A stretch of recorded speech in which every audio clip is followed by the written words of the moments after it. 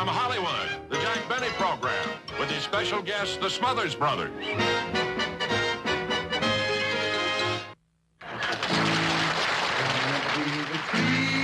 Fill the breeze with rare and magic perfume. Oh, no, it isn't the breeze.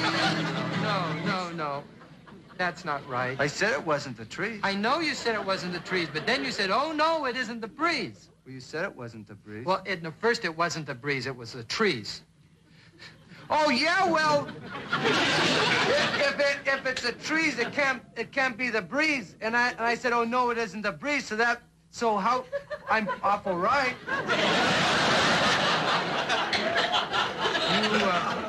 You are right. But just forget everything I've told you. Just say, can it be the trees that fill the breeze? Please? Okay. Can it be the... What? Trees. Be the trees that fill the breeze, please. No, that's stupid. How can it be the trees that fill the breeze? Okay, okay.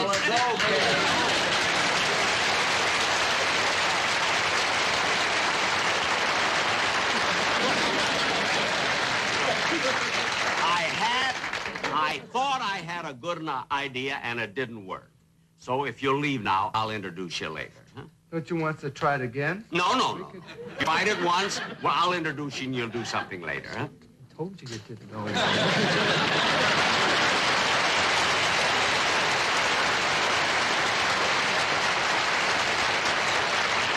Of course, ladies and gentlemen, you know those are the Smothers Brothers.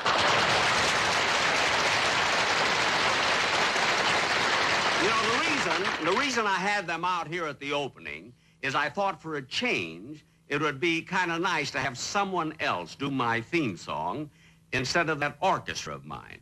See, it's not that I have anything against my musicians, but when the brass section blows through their instruments and those fumes fill the breeze, believe me, it's a rare but not magic perfume.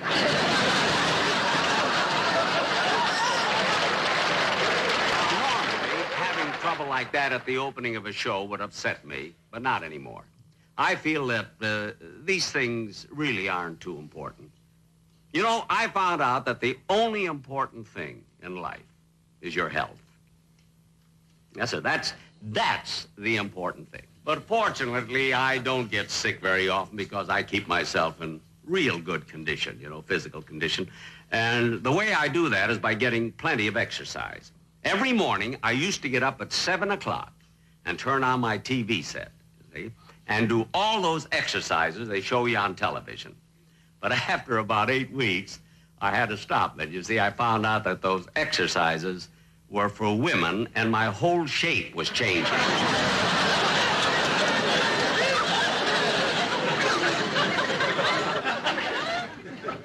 As a matter of fact, I didn't notice it myself until one day well, I better save that for the Johnny Carson show.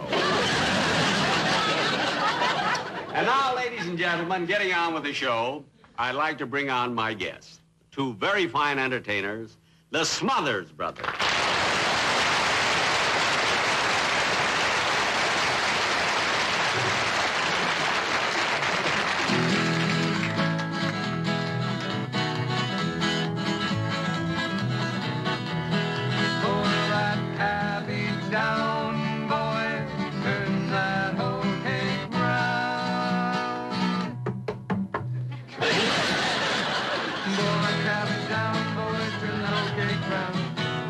Song I ever did sing is bowl of cabbage down, boy, turn that old cake round. The only song I ever did sing is bowl of cabbage down. Take it, Tom. No. I said no, I didn't want to take it. You're supposed to take it. Aren't you a folk singer? Yes, but I said no because I didn't want to take it. Wait a minute, you're a folk singer. Have you read the folk singer's guidebook? Yeah, but I didn't want to. And what does the guidebook say? It says all folk singers are obligated to do what? You're obligated to take it. Without hesitation, without thinking, like a reflex, Tommy. Take it, Tom. Boom, boom, boom. Yeah, when well, I say take it, hop to it. Boil that cabbage down. Take it, Tom. Boom, boom, boom. Hundreds of years ago, the railroad started in America. Rugged men of yesteryear went out in the wilderness with vision in their eyes and big 9-pound hammers in their hands. Went out in the wilderness to build the great spider web of steel rails, the transcontinental railroad to span our country as these men went out in the wilderness and toiled and inched their way across the vast bosom of America. Thought throw a little sex in the show. But this wasn't just a fun job. There was dangers in this job as they built the railroads up the mountains and down the mountains and across the deserts and over raging rivers, and they had to span crevices, deep crevices in the ground, and in the bottom of the crevices there was pumas. Vicious pumas with claws and foam coming out of these pumas' mouths, and the railroad men, they're going, "Whoa, look at those pumas down there! I'm not gonna build any railroad across the crowd. There's pumas in the crevices." There were no pumas in the crevices because we don't have pumas here. There are no pumas in America.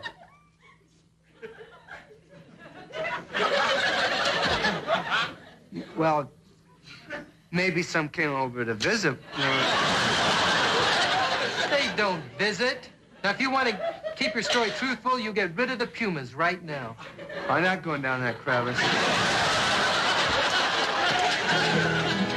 Well, there was these vicious beasts in these deep crevices, and these railmen said, "Well, look at those vicious beasts in the crevices. They look like pumas." But they weren't. And they were sore afraid. Yet the railroads were completed. Yes, the transcontinental railroads were completed, and a big feast was transpired for these rugged railroad men. And the sole subsistence for this big feast for these railroad men, the sole substance was hot cakes boiled in cabbage juice. It's not so popular now. They have to sing about something else. Bought myself a bicycle, I learned to ride it well. Crashed into a telephone pole and broke it all to pieces. Cabbage down, boys, turn that old cake round. The only song I ever did sing was boil that cabbage down. Oh, working on the railroad, working all day long. Take it.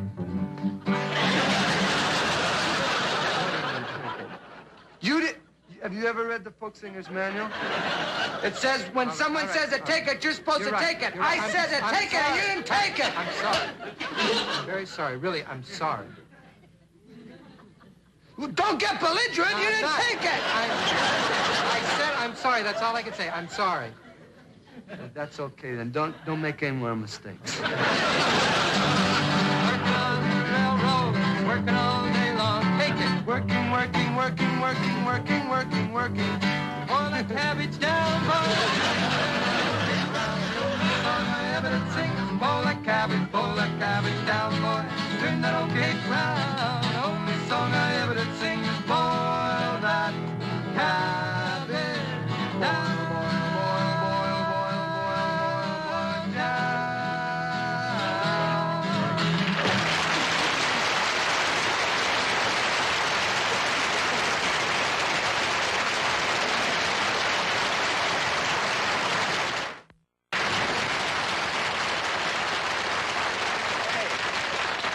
Fellas, that was very, very good. Thank you. You know, you boys have been quite successful the last few years. Must make you very happy, huh?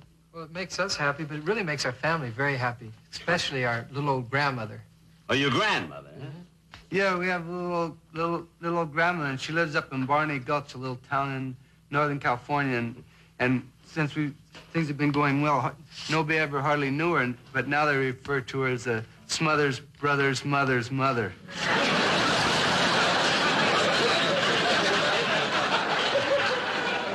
No.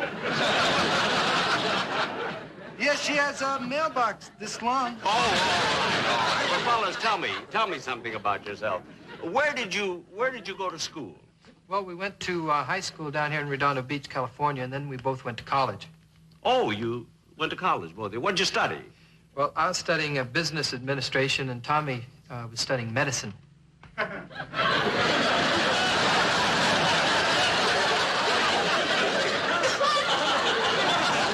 He looks like a puma to me.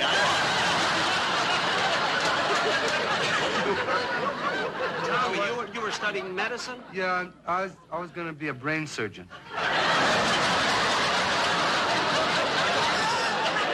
A brain surgeon? Yeah, I couldn't be a puma. There's no puma.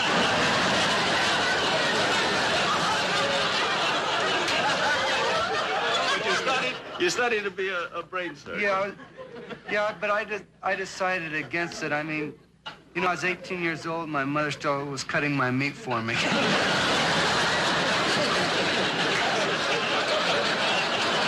I can see where that might lessen your confidence. I was pretty good with a fork, but a knife, I was lousy. Well, tell me, how did you kids happen to get into show business? You know, we were watching television, a program, and there was this guy that came out, and he didn't do anything. He just kind of stood around, and he stared at the audience. Tommy. He did, too. He just went out, and he stood out there, and he kind of stared at the audience. He didn't do anything. Well, the way I figured, if he could go out there and stand around and do nothing, I figured we could maybe do something.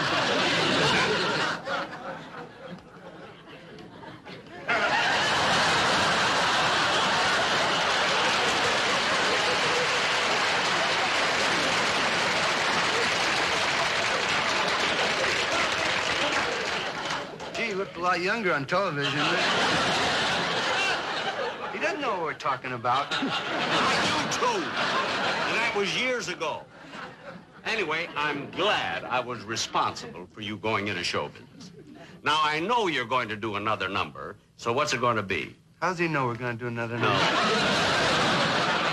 When he pays, he knows. Yeah, well, he better pay us plenty, because brain surgeons don't work cheap. I know. Just do your number.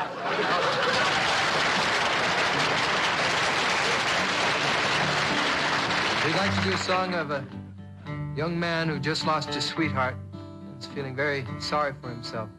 It's entitled, I Never Will Marry. Some say that love is a gentle thing, but it only has caused me pain. For the only girl I ever did love, gone on that midnight train, I never will marry. I'll take me no wife. I expect to live single all of my life.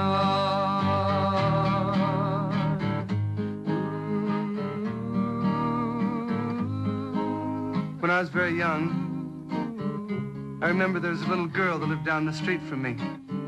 And we always used to say that when we grew up, we'd be married. And it was sort of a childish thing and a puppy love. Yet as the years went by, this puppy love grew into something very dear and very precious to me. You know, they tell us that love is a gentle thing. But I think each person here who has truly loved and been loved has shed a tear and experienced heartache. And the girl I learned to love so very much broke my heart and left me for another man. Yet I love her still. And I swear by all the stars in the skies that as long as I live, I never will marry unless I can marry her. I'll mess around a little bit, though, you know.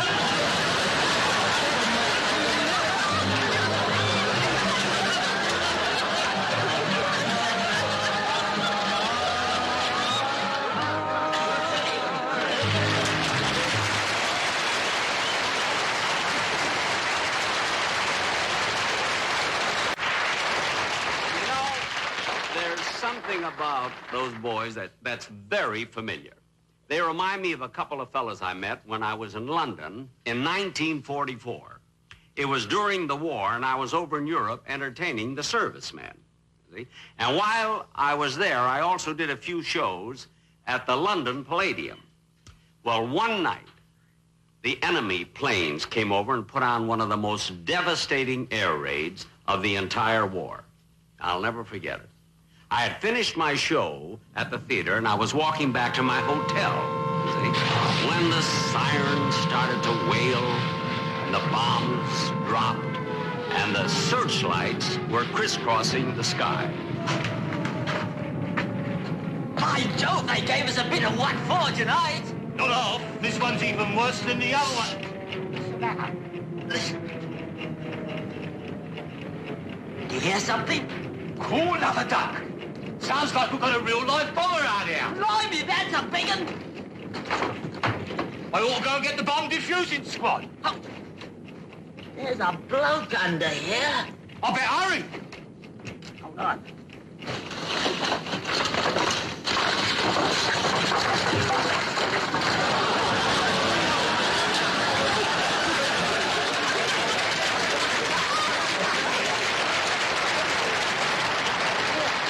What are you doing there? What am I doing? I try to catch this for a souvenir. What am I doing?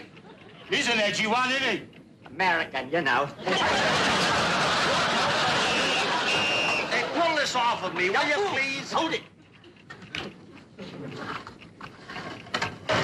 Can you hear it ticking? The slightest little jolt will sound the whole thing off. You mean? Let me put it this way, Governor.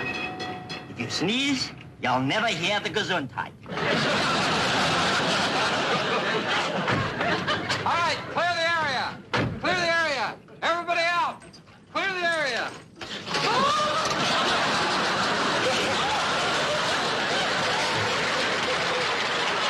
Hey, clear the area. He said everybody clear the area. For heaven's sake, can't you see I'm trapped under here? For heaven's sakes, can't you see he's trapped under there? Let's get started. Take this thing off. Tommy, go ahead and get started. Not until he closes his eyes. Why should I close my eyes? I don't like anybody looking over my shoulder while I'm working. If I make a little mistake, you'll go blabbing it around to everybody. If you make a mistake, I won't tell anybody, believe me. Not even the guy who picks up my lips. Okay, in that case, you can watch. Well, thank you. Now, first, we've got to locate the exact area of the mechanism. First, we've got to locate the exact area of the mechanism. Yeah, I heard him. All right, Tommy, you get looking on that end. I'll look on this end. It's getting louder. It's getting louder. That sounds hollow. It's a Tommy. It's talking to me. Tommy? Hey, the bomb's talking to me. It even knows my name. It said Tommy. I never knew a bomb before. I knew a bullet once. Clear it, fellas, please! Now, let's get this cover off.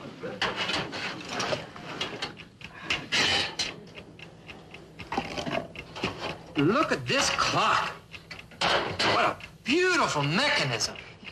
That's an XK-41. That's a Swiss movement. No, the XK-41 happens to be a German movement. It's a Swiss movement. It's a German movement. XK-41's German. It's a Swiss movement. It is not. Who cares? Stop talking and work. It's always the fellas who are just lying around there that keep rushing. Well, why wouldn't I rush you? I don't even think you fellas know what you're doing. Will you too? I just defused the bomb just a little while ago, right over there.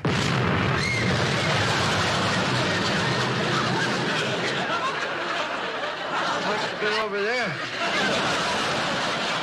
Tommy, I thought you said you defused that bomb. I did what I always do. I detach the white wire from the blue wire. It's supposed to be the green wire from the blue wire. I thought it was the white wire. It's always been the green wire from the blue wire. But just a little mistake. I mean, everybody makes a mistake. You know, nobody's perfect. Gee, if everybody was perfect, if you were perfect, and if you were perfect, and I was perfect, what kind of world would this be? This be some world, believe me. Look, if I want philosophy, I can listen to Bertrand Russell or Jack Parr. Now get back to work, will you?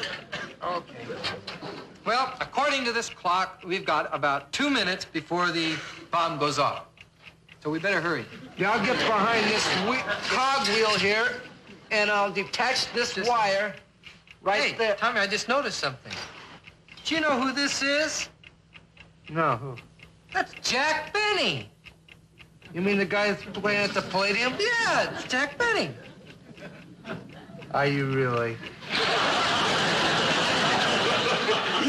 Yes, I'm Jack Benny. Hey, nice to meet you. Don't get up. Go to the truck and get the guitar. Yeah. Guitar? I want to get into show business, Mr. Benny, and we'd sure like to do a number for you. But there's no time. You said yourself there's only 2 minutes left on the bomb. Great. Tommy, let's do that special song we've been working on. Yeah. That's a... We've only got 2 minutes. That's all right. The song takes a minute. kind of a funny number. If you feel like laughing, go right ahead. No. Look at boys. Oh, what tempo? Jimmy Crack Corn, I don't care. No. Jimmy Crack Corn, I don't care. Jimmy Crack Corn, I don't care. Wait a minute, that's not the way it goes. I don't care. How'd you like that one? Fine. How about an encore? Never mind the encore. We've only got a few seconds You left. didn't get it. Let's do it again. Fella!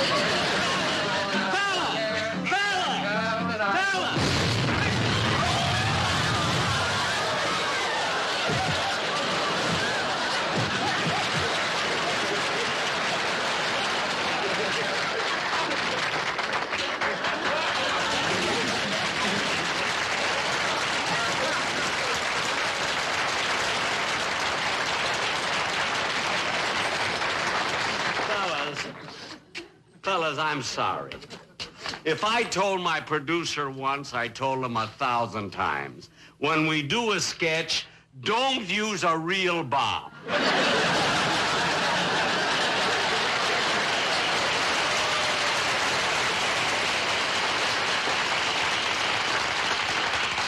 Hey, Dickie, you know, I can just see it in tomorrow's headlines in the papers. Benny's bomb Smothers Brothers.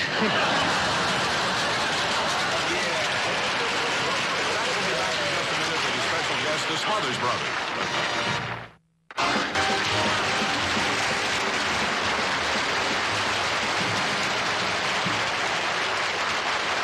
Thanks, boys. Thanks very much for being on the show. Yeah, this, you know, this is one of the dirtiest shows I've ever been on.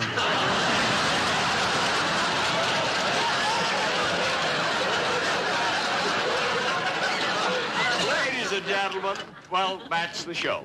Good night, folks, and I'll be seeing you soon.